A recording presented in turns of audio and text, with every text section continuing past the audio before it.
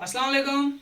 Welcome back to our new topic regarding chemistry class 10th with you, Muhammad Ashraf Bhatt, BHS Qatrasu. And the topic, very interesting topic, is your allotropes and different forms of allotropes. Let's come back and give you overall explanation regarding this topic with some new ideas, with some new examples, with some new and updated information. So stay tuned and focus on the board. What else I will jot down or give you the information about this topic. So students, जैसे हमने पिछले topic में different versatile properties of carbon बताया था, without wasting your time comment to the next हम आपको बताएंगे कि एलोट्रॉपी क्या होता है और डिफरेंट फॉर्म्स ऑफ एलोट्रॉप्स क्या होती है।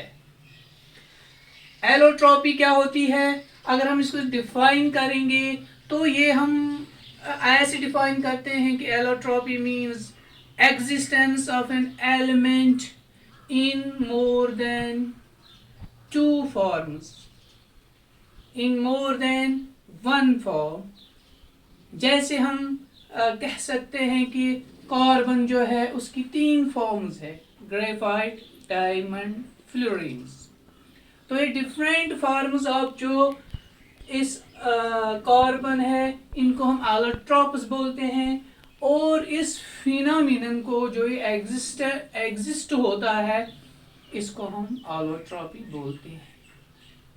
क्लियर? तो मूविंग अहेड, जैसे हमने बोला ग्रेफाइट, डायमंड एंड फ्लोरीन, इन 3 में से सबसे पहले हम टच करेंगे, सबसे पहले हम आपको दे देंगे फ्लोरीन्स। तो फ्लोरीन्स क्या होता है इसके बारे में हम डिटेल्ड स्क्रिप्ट और डिटेल्ड आपको बताएंगे।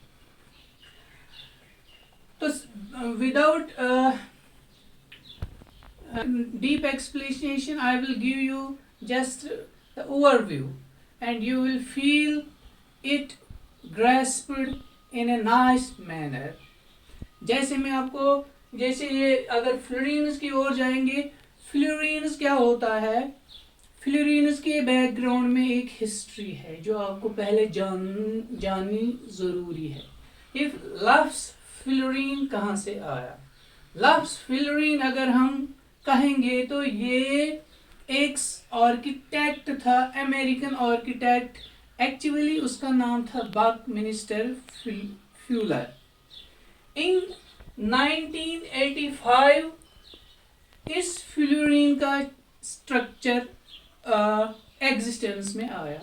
तो ये जो फ्लोरीन है, पहले हम जो ये स्टोरी है तो वो क्या करते थे, वो आर्किटेक्ट जो था वो बिल्डिंग्स बनाता था, उसका जो टॉप था वो डूम शेप्ड होता था। डूम शेप्ड मतलब अगर ऐसी फुटबॉल चटो तमिक नेसफ सह बासान डूम शेप्ड।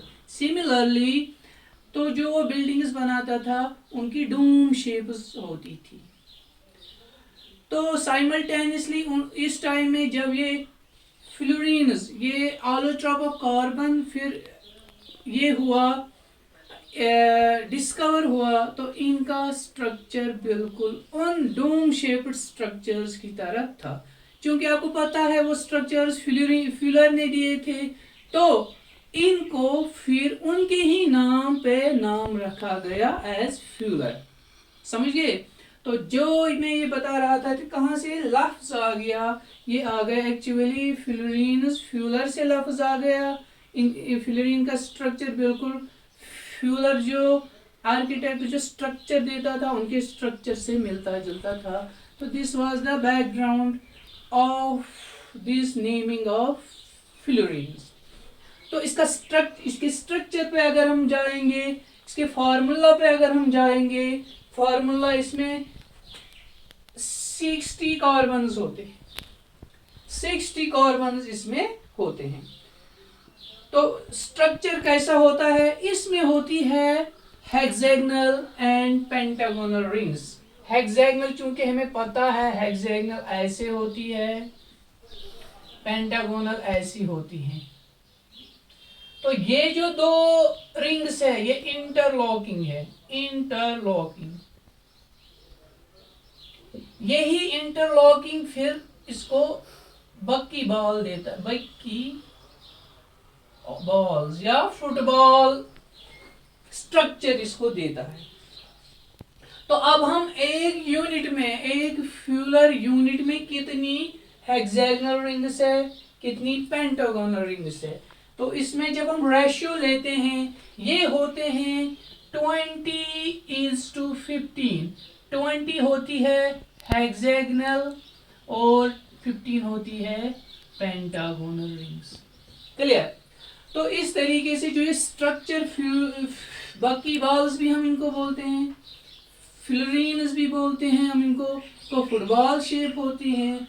तो इनका स्ट्रक्चर जो आता है वो आता है बिल्कुल फुटबॉल जैसा।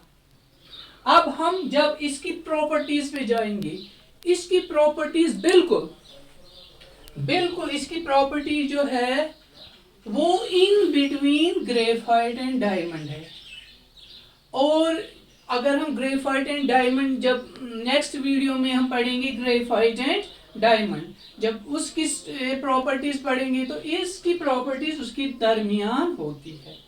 और ये जो फ्लोरीन है इनके बारे में अभी ज़्यादा रिसर्च नहीं हुआ है, उनकी ज़्यादा केमिकल प्रॉपर्टीज नहीं है, इसलिए थोड़ी बहुत जो इनकी प्रॉपर्टीज है वो हेक्सागोनल और पेंटागोनल रिंग से मिलती जुलती है।